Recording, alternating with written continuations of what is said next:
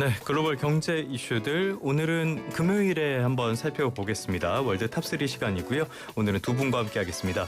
한양대학교 경제금융대학의 이정환 교수, KB은행 WM 스타자문단의 유신익 수석 이코노미스트 두 분과 함께하겠습니다. 어서 오십시오. 네, 반갑습니다. 예, 안녕하십니까. 네, 이코노미스트님은 새해는 잘 지내고 계십니까? 날도 쌀쌀한데. 많이 춥더라고요. 요즘 갈수록 네. 이렇게 마음도 춥고 이렇게 마음은 또 왜 추우십니까? 추우니까 추워지는 것 같습니다. 알겠습니다. 기후 변화는 현실은 현실이니까요. 뭐 부정하는 분도 계시긴 하지만 아무튼 이번 주에도 살펴볼 만한 국제 경제 이슈들 상당히 많았는데요. 그 가운데 엄선된 탑3 선정해서 이야기 나눠보도록 하겠습니다. 첫 번째 키워드부터 살펴보시죠. CES가 띄운 피지컬 AI. 저희가 이번 주 내내 이 피지컬 AI에 대한 언급을 계속하고 있는데요. CES 쪽에서 이 인공지능에 대한 희망적인 메시지들 이런 게 계속 나오면서 시장도 반응을 하는 것 같아요. 박사님. 네. 예. 그러니까 이게 지금 이제 로봇은 생존이다. 그러니까 지금 시장 규모를 보시면 로봇 자체가 그렇게 아직은 커지지 않아요. 그러니까 네. 한 450만 개 정도의 로봇 장비 자체가 이제 채택이 되어 있고 주로 이제 자동차 산업 현장에 많이 들어가 있고 왜냐하면 예. 자동차 어셈블리 라인 같은 경우는 그래도 의사결정을 하거나 이제 자체적으로 뭔가 오류가 나왔을 때 새롭게 막 이렇게 대응을 해야 되는 그러한 선택의 영역이 적거든요. 그러니까 기존대로 하던 대로만 네네네. 하면은 잘 이루어지는 현상이 있으니까 그래서 그런 부분이 있고 그다음에 한 20% 정도는 또 이제 스마트 공장에 쓰여지고 있고 근데 이게 뭐냐면 왜 생존이라는 말씀을 드리냐면 사실 최근에 들어와서 우리는 로봇을 강조하지만 도요타가 제일 핵심인데요. 도요타는 네네네. 2000년대 초중반부터 이미 로봇을 적용을 했어요. 그러니까 물론 그때 당시에 로봇은 최근에 도요타에서 얘기하는 이제 TRI라고 하는 이제 어떻게 보면 휴머노이드 우리가 들어간 이제 자체적인 판단 능력이 들어간 로봇이 아니라 자동화의 로봇이긴 했지만 그때부터 로봇을 통해서 계속 생산 공정의 원가 절감을 갖다가 계속 추구를 해왔었단 말이에요.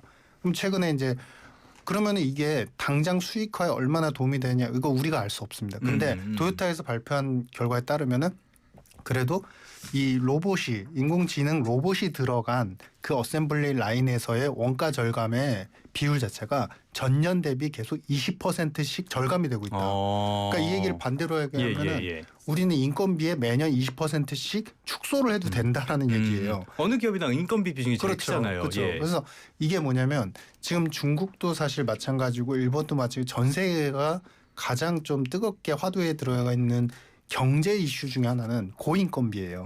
뭐든 이제 물가 인플레이션과 마찬가지로 계속 임금에 대한 요구는 계속 늘어나거든요. 그거는 어떠한 정부든 어떠한 이제 철학이든 좌파든 거는 우파든 상관이 없습니다. 네네네. 사실은 뭐 예를 들자면 일본 같은 경우는 사회주의적, 그러니까 약간의 이제 포용주의적 보수주의를 겨냥하고 있는데 그럼에도 불구하고 인건비에 대해서는 좀 약간 너그럽게 인상을 좀 정부도 요구를 하고 있어요. 그래서 뭐 사회적 자본주의 얘기하는 독일 인건비 얼마나 비싸요? 네, 그렇죠.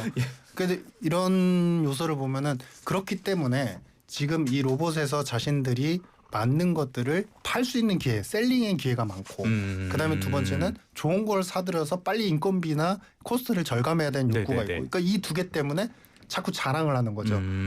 중국 같은 경우 자꾸 이제 춤을 추게 하는 로봇을 갖다 선보인다든지 아니면 이번 CES에서도 여러 가지 이제 반응을 하는 것들 그다음에 얼굴 모양을 갖다가 잘 표현하는 로봇들 그러니까 여러 가지로 표현하는데 사실은 그 핵심은 뭐냐면 정말 산업화 현장에 잘 적용이 되느냐인데 그걸 샘플링으로 자꾸 선전을 하는 그런 이제 현상들이 나타나고 있다 이렇습니다. 중국 기업들의 로봇 말씀을 해주셨으니까 우리 기업도 현대차에서 로봇을 보여서 여러 차례 눈에 띄기도 했는데 역시 중국 쪽이 조금 더 시선을 많이 받는 것 같아요. 이번에 보니까 뒤로 돌려차기 하는 로봇도 나오고 별의 별게 다 나왔는데 교수님 좀 눈에 띄는 거 있었습니까? 사실 요새 CES 약간 10년 전만 해도 뭐 CES 하면은 텔레비전 커지고 뭐 약간 이런 느낌, 뭐 그러니까 디스플레이가 커지고 약간 미래지향적 이런 느낌이었는데 제가 한참 출장 다닐 때가 그랬습니다. 새 휴대폰 나오고 새 TV 나오고 그런 느낌이었는데 지금은 좀 미래의 사이버 세상 이런 느낌이 좀 많이 난다라고 보시면 될 것 같고 그런 측면에서 가장 눈길이 끈 것 중 하나는 이제 UAM이라 그러죠. 보통 UAM 기술을 하는데 이제 그 흔히 말해 자동차가 하늘로 올라가서 날아간다든지 드론으로 바뀌어서 탄다든지 하는 이런 기술에 대해서 이제 중국이 모형 제품을 하나 내놨다라고 이야기를 하고 있고요. 예. 그다음에 로봇 청소기도 위로 날린다라는 뭐 이야기가 나올 정도로 이제 공간이 그 지상에서 위로까지 올라갈 수 있는 기반들이 많이 나오고 있다는 것들이 조금 인상적이었다라는 네. 말씀드릴 수 있겠습니다. 뭐 작년만 하더라도 그런 정도에 그러니까 우리가 사실 한국에서 뭐 지방자치단체나 이런 데서 UAM 투자 많이 한다고 하는데 굉장히 부정적이거든요. 네. 왜냐하면 이게 실효가 될 것이냐 과연 이것을 재활할 수 있을 것이냐 이런 것들에 대해서 굉장히 부정적인데 이런 UAM 기술까지 이제 흔히 말해서 사람들이 타고 공중으로 날아갈 수 있는 기술들까지 점차 개발이 되고 있다는 게 굉장히 인상적이었고 그 로봇들 아까 말씀하셨는데 관절이 뭐 40몇 개라든지 뭐 이런 이야기들이 나오고 있는데 로봇들 자체도 굉장히 좀 유연해지고 있는 이런 상황들이다라고 보시면 될 것 같습니다. 그러니까 네. 이제 로봇이란 게 이제 범용도 있고 흔히 말하는 공장 프로세스에 직접 쓰이는 범용이 아닌 것들도 있는데 지금 범용 로봇에 휴머노이드란 건 범용 로봇이고요. 범용 로봇에 대한 어떤 수요와 더불어 굉장히 이제 미래지향적인 기술 같은 것들, 미래지향적인 운송 수단, 뭐 자동차도 마찬가지인데 자율주행에 대한 이야기까지 예. 굉장히 좀 중국 기술들 많이 나오고 있고 아까 제가 가장 인상 깊었던 것은 올라가는 기술들 이런 것들이 굉장히 인상적이었다 이런 말씀 드릴 수 있을 것 같습니다. 예전에 뭐 회계법인에서 이거 조사를 해봤는데 우리나라에서 UAM 이거는 도시명 항공 모빌리티잖아요. 여기에 대해서 가장 큰 걸림돌이 뭐 규제 이런 것보다는 사람들의 저항감이라고 표현을 하던데 중국은 뭐 하자면 하니까 이 부분에서 오히려 더 유리할 수도 있을 것 같습니다.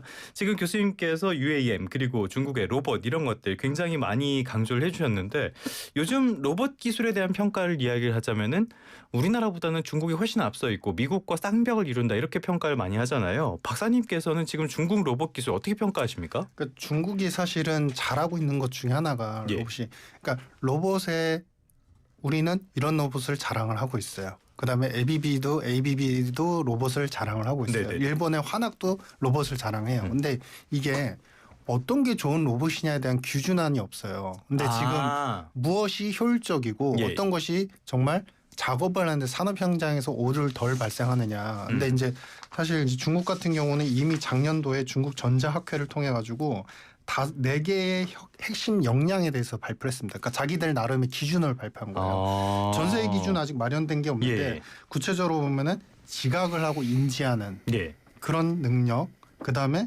학습과 의사결정을 하는 것, 네. 그 다음에 시행과 수행. 예. 이건 액션을 한다는 얘기죠. 예. 그리고 마지막으로 보면 이제 협력적 상호작용. 그러니까 예를 들면은 판단해서 활동을 하는데 예.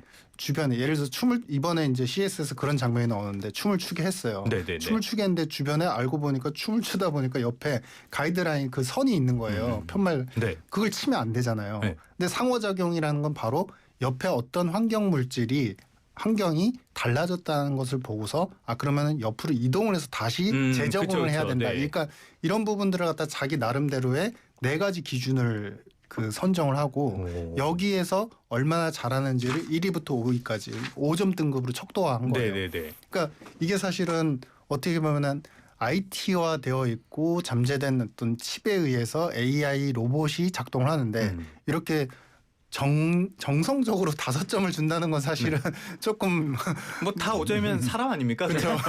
그러니까 약간 이런 거죠. 그러니까 굉장히 크리티컬한 과학 지표를 갖다가 정성적으로 선생님들 5명이 와서 체크를 해가지고 점수 평가한다. 네네. 근데 그럼에도 불구하고 그나마 이렇게 기준안을 마련했다는 거는 자신들이 지향점이 로봇이 어딘지를 뚜렷이 알고 있는 것이다. 맞아요. 이게 아무리 말씀하신 것처럼 네네. 정성적이라고 해도 있고 없고의 차이는 크니까. 그렇죠. 그래서 예. 이런 부분들을 지향하고 있는 이제 중국 입장에서는 결국에는 이거를 내수 산업에 쓰는 것뿐만이 아니라 자기들이 전기차 배터리 산업 그리고 전기차에서 어떻게 보면 핵심 드라이브를 걸었었지만 못했었죠. 그게 그러니까 이번에는 모든 산업 정책 자체가 중국 정부 입장에서도 로봇을 수출하고 자국 내에서도 로봇을 갖다가 대용으로 쓰려는 그런 이제 전략적인 움직임들이 보이고 있다. 그러니까 우리가 화려한 춤추는 군무 안무를 춤추는 그런 약간 이제 중국 로봇에 환호만 해서는 안 되고 이 전략이 어디로 가는지를 보셔야 되는데 그렇기 때문에 지금 치고 들어가는 속도가 상당히 빠르고 기준안을 마련하고 이 기준안을 마련했다는 건 뭐냐면 정부에서 산업 당국에서 예전의 전기차처럼 보조금이나 투자 지출이 들어간다는 얘기예요. 들어갈 거란 얘기예요. 그러니까 네네네. 그러면 또 돈이 무한정으로 뿜어지면 사실은 환학이나 이제 ABB 우리 이제 다른 이제 우리 민간에 있는 서구권 이제 경제 쪽에서의 로봇 기업들을 압도할 수 있겠고 그렇게 되면은 이 로봇 시장도 또 초반에 잠식을 먼저 해버리면 네. 중국이 상당히 선전을 할 수밖에 따라가기 없을 것 같다. 어렵죠, 이러면. 예, 힘이 굉장히 네. 세질 것 같다. 뭐 이런 판단입니다. 알겠습니다. 끝으로 저희가 두 번째 키워드 가기 전에 하나만 더 여쭤볼게요. 그렇다면 지금 우리의 로봇 기술 수준은 어느 정도입니까?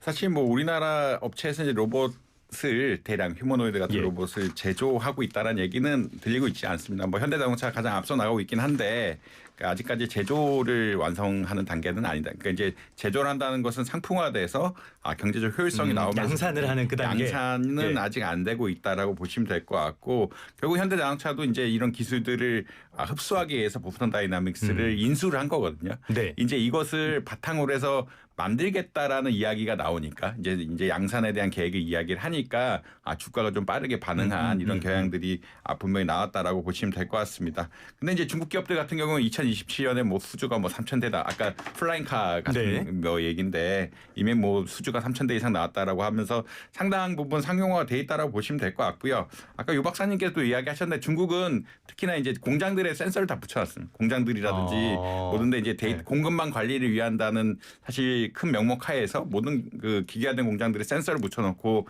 데이터를 수집하고 있기 때문에 이런 자동화 속도도 더 빠를 거다라고 예측을 하고 있어서 좀 우려하는 부분도 분명히 있다 이런 말씀 드릴 수 있을 것 같고요. 네. 그래서 아직까지 뭐 우리나라는 상용화가 전혀 안 되는 그러니까 뭐 개발이 하고 있지만 상용화가 안 된 상태이기 때문에 산업 육성하기에는 좀 먼 길이 많이 남았다 이런 말씀 드릴 수 있을 것 같습니다. 알겠습니다. 이렇게 신사업 측면에서는 확실히 권위주의 국가들이 조금 유리한 측면이 분명히 있긴 있는 것 같아요. 자, 그래서 중국에 대한 이야기 조금 더 이어가도록 하겠습니다. 이번에 최근에 국제 뉴스를 많이 장식하고 있는 사안이죠. 두 번째 키워드 들어보겠습니다. 중일 경제 전쟁. 자, 먼저 타카이치 사나이 총리가 타이완 유사시 발언을 했고요. 중국이 아주 예민하게 반응을 하면서 히토류 수출 제한 카드까지 또 꺼내 들었어요. 예상하셨습니까, 박사님? 이게 트럼프 입장에서 생각해 보시면 예. 미국 입장에서 보시면 사실은 싸움을 대신해주고 있는 거라고 보시면 돼요. 일본이. 네, 그러니까 이게 예전에 트럼프 일기 때도 그 대리인 이론이라고 해서 그러니까 트럼프가 자신들이 삼아놓은 그리고 자신들의 어떤 말들과 요구를 잘 들어주는 네. 이렇게 친미적인 성향이 확실한 국가에 대해서 힘을 실어줌과 동시에 그 국가가 상대 국가, 그러니까 즉 상대 국가는 러시아나 이제 중국 권역이겠죠. 네. 그쪽에 대해서 압박을 계속하면서 알아서, 그러니까 2차 대전 이후에 일본이네요. 그쵸. 딱. 예. 골목대장이 2등 심어놓고 이제 3, 4등 이제 제어하라 이런 전략하고 똑같고요. 그러니까 호랑이 대신 여우. 네.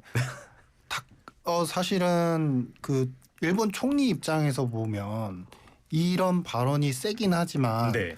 사실 국민적인 정서를 봤을 때는 대만 유사시에는 일본조차도 이 환태평양 쪽으로 나아가는 항만 쪽이나 여러 가지 물류 군수에 대한 항로가 위협을 받을 수 있다.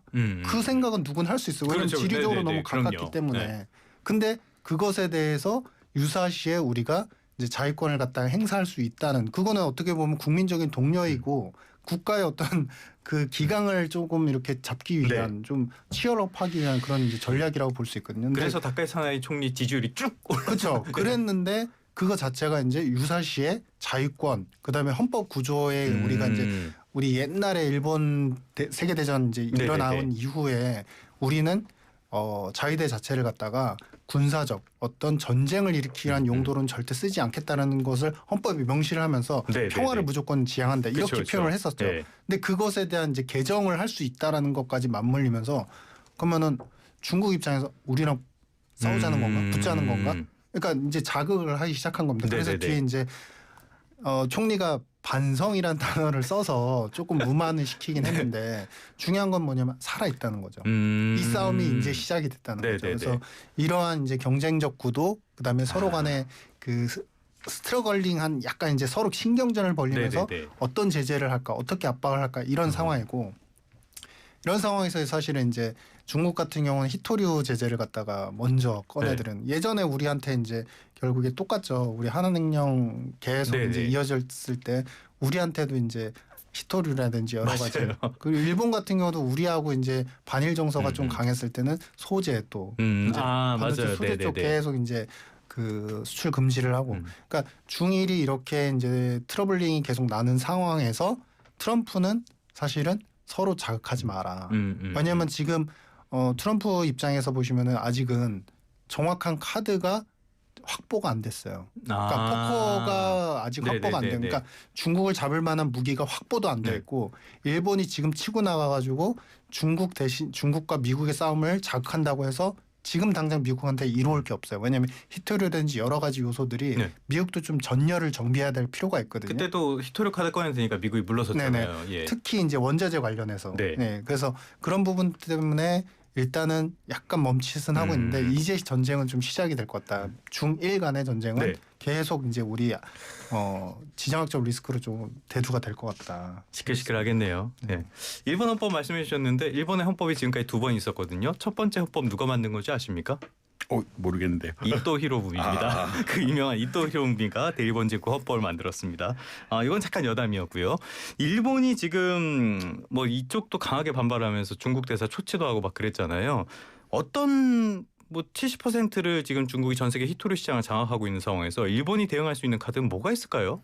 뭐 사실 마땅한 게 없고요. 그렇기 때문에 사실 미국과 중국과의 관계에 있어서 작년에 중국이 히토류에 대한 공급망 이야기를 하니까 미국이 접어들 수밖에 없는 이런 상황들이 있었거든요. 그러니까 이제 마땅한 게 없다는 거는 지금 일반적인 히토류에 대해서 중국이 생산을 하거나 실제 광산을 소유하고 있는 분야들이 너무 크다. 뭐 70%라고 이야기하고 있지만 전체 뭐 공급망 중간에 생산하는 것들을 따지면 90%가 되지 않을까라는 의견도 있습니다. 왜냐하면 워낙 이게 흔히 말하는 오염 산업이기 때문에 중국 아니면 할 나라들이 별로 없는 이런 상황들이고요. 특히나 문제되는 거는 이제 로봇 이야기 잠깐 하셨는데 로봇 이야기 하면은 연구 자석 같은 게 모터가 많이 들어가야 돼서 자석이 많이 필요한데 자석이 들어가게 되면은 중히토류라고 해서 중국 그거는 이제 광산 역시 중국에 좀 편제돼 있는 그런 쪽에 그러니까 중국에 많이 모여 있는 히토류들이 있거든요. 일반 히토류가 약간 무거운 히토류이긴 한데 이제 앞으로 로봇 기술 같은 것들이 발전하게 되면 중히 히토류가 많이 쓰이게 된다라고 하고 있고 그런 것들에 대한 컨트롤 그거는 이제 광산도 중국에 많이 있기 때문에 진짜 외국에서 컨트롤하기 힘든 이런 상황들이 발생할 수 있다라는 이런 말씀드릴 수 있겠습니다. 물론 이제 일본이 호주, 베트남 이런 데서 히토류라든지 공급을 하겠다. 그리고 재활용 기술 있는 것에서 만든 것들 재활용하겠다라는 이야기도 하고 있고 일본, 미국, EU 외교적인 노선까지 취하고 있긴 하지만 미국, 중국과의 갈등에서도 중국이 약간 이겼다고 평가 나온 것이 히토류 공급망을 가지고 한 거고요. 그다음에 일본하고 중국 역시 마찬가지일 거라 생각을 하고 있고 특히나 로봇 기술이 발전되면 발전될수록 이런 것들이 더 영향이 커질 수 있다. 이런 말씀 드릴 수 있을 것 같습니다. 알겠습니다. 저희가 1부는 이쯤에서 마무리하고요. 2부에서 중일 갈등 조금만 더 얘기한 다음에 세 번째 키워드로 가보도록 하겠습니다. 잠시 쉬어가겠습니다.